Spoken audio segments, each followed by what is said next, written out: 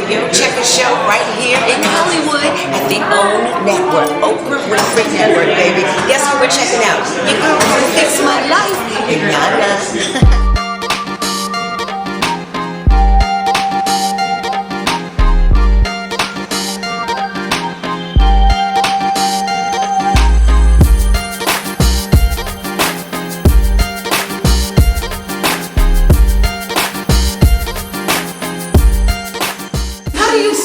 As healthy as you do when you're dealing with people who that are so wounded. Show up and know what I know and be who I am and love them. I really don't have to do anything. Okay. I don't have a personal stake in their outcome. They come to me. If they want to heal, I provide them with the information. If they don't, that's on them. Okay. I never leave there feeling I didn't do the right thing or I didn't say the right thing. Or drained. They come to me.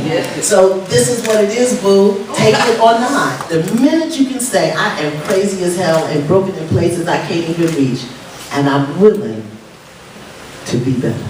Right. Till you can say that, you're going to keep seeking validation somewhere else. You got to acknowledge the thing that's broken before you can heal it. And anytime you're looking for anything outside of yourself, you're missing what's going on. That's why people are shooting silicone into their bodies and going to the black market. Tell me why a black woman ever need to go somewhere and get some more butt. I never heard tell us such a thing in my life. More butt. This is a problem. Well, anytime we're convinced that who we are as we are is not good enough, it's just a process we have to go through. What I really want in my life, and hopefully it'll happen for my grandchildren, is that we start teaching in school human relationships.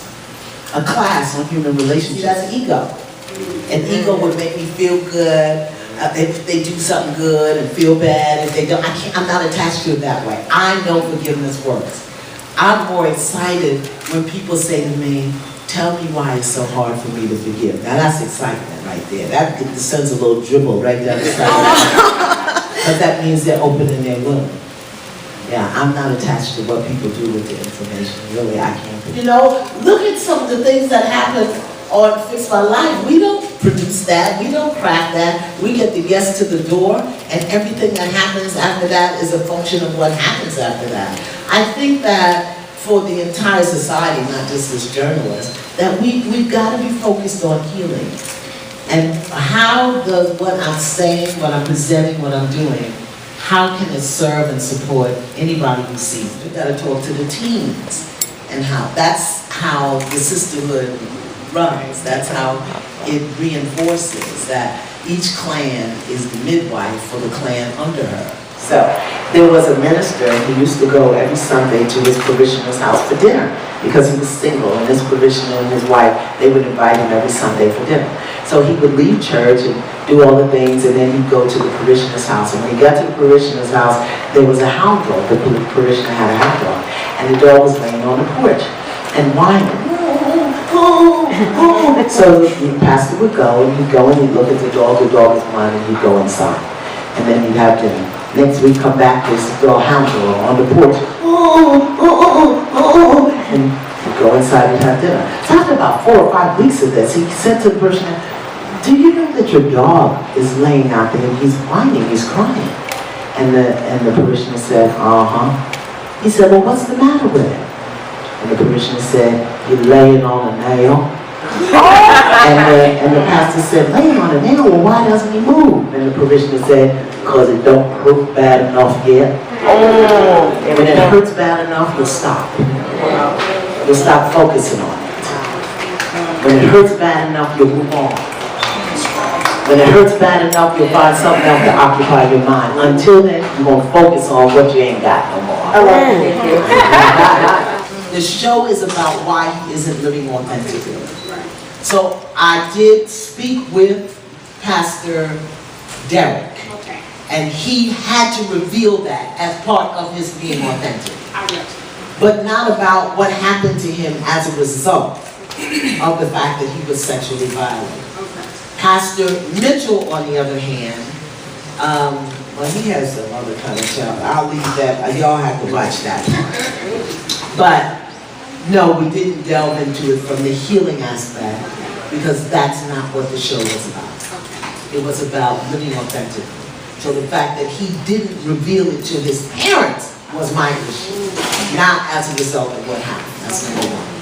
And your other question was, I have forever wanted to, after the show, open a dialogue. We've done it by phone. I used to do lessons.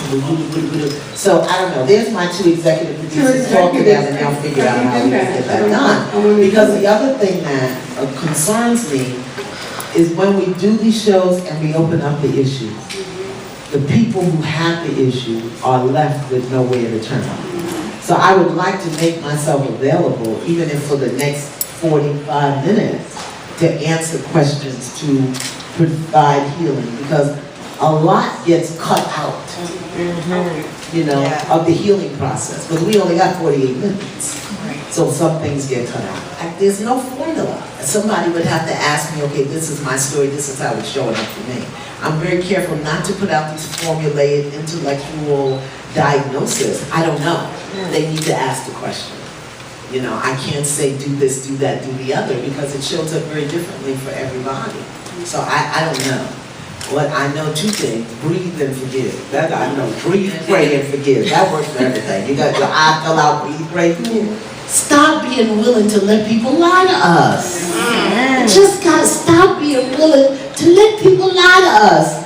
And the way we do that is to be willing to be present with people as they tell their truth. You know, sometimes we don't let people tell us the truth because we got opinions about it and we got things about it and you need to and you shouldn't and they ought to and we don't leave space for people to just show up and tell us the truth.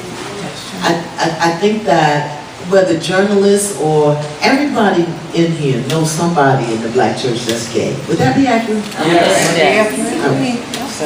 So what is the conversation you need to have? Black church, white church? I mean, come on. Okay? Or know somebody that you have a sense of feeling is not living authentically. Whether they're gay, whether they're cheating on their partner, whether they are you know, doing something that is not self-supportive, self-nurturing. What do we need to do to create the space so we can talk to people about those things? I think everybody is different. Again, you can't have an intellectual formula for a spiritual conversation. You just can't. You can't say, do this, do this, do this, do this. You just can't say that. So I would say, to let people know, A, that they can speak to you. B, that you will hold their confidence. Not that as soon as somebody tells you something, you're going to go run and tell everybody else or put it on Facebook. And B, when people share with you their confidences, their vulnerabilities, ask the question, what is it that you would have me do with this information? How can I support you? Just those two simple things.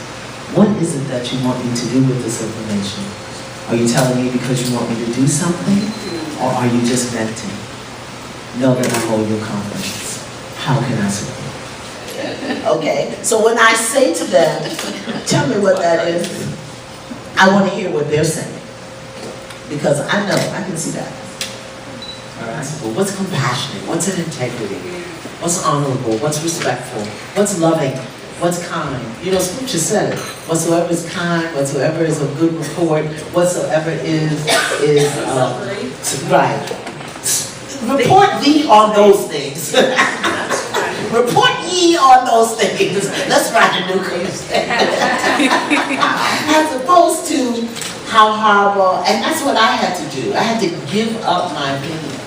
I don't have an opinion about anything. I don't have a connection to the end of what people do with anything, because then it slips too quickly into ego. is that compassionate? Is that loving? You know, I want to write, I have an article that I really want to write right now about something that's going on in the world. Oh hell, let me just go ahead and say it. I am really, really disturbed that a presidential candidate would have a comment about a woman's physical presence. And nobody called him on it. Don't report it as if it's political news. Her nose, her face, her hair is what God gave her. Who are you? But see, we let these little subtle insults, particularly against women, go on, and we don't say anything about it. That's why our young women get stuck. Everybody with a tongue and two eyeballs need to be calling him on the carpet. Not because he's a presidential candidate, but because he's another human being that did something dishonorable, disrespectful, out of integrity to a woman and a mother publicly, and we stood there and let it happen. I am now complete. Of course, Iyanla and Zach, the brand new series is starting this Saturday, September 19th on OWN, of course. Fix My Life. I think she fixed me a little bit too.